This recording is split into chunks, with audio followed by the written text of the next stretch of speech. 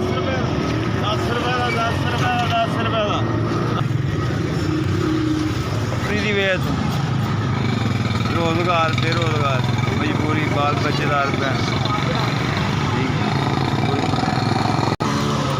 बाल बच्चेदार भाई पहला मजदूरी कर ली सी रोज़गार पिछे हूँ औलाद की वजह तो रड़ पे ने जो हैगी सी मुंजी ला छोड़ी ठीक है हूँ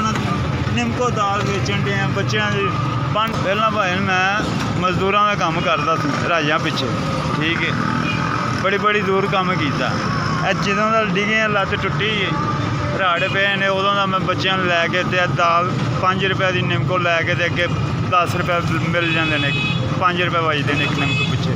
की करे बंदा भैन भरावां ने साथ नहीं दिता ठीक है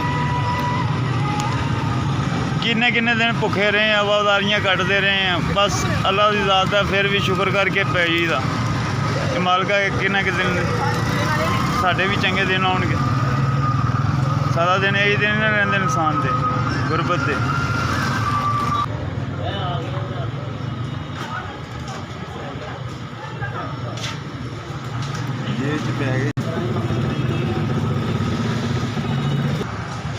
मेहरबानी भैन जे तुसीं साडा माल विकाता शुक्रगुजार हाँ 3000 रुपये का माल बेचिया साडा नहीं तो 2500 रुपये का माल सी चलो भैन शुक्रगुजार हाँ तुहाडा जे तुसीं साडा समान लैके बनवाता नहीं तो सारी दिहाड़ी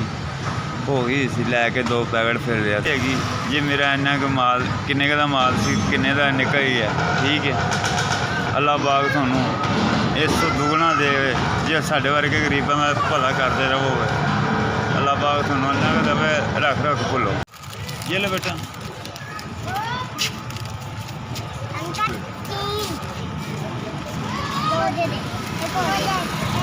फ्री है भाई उन्होंने पैसे दिते ने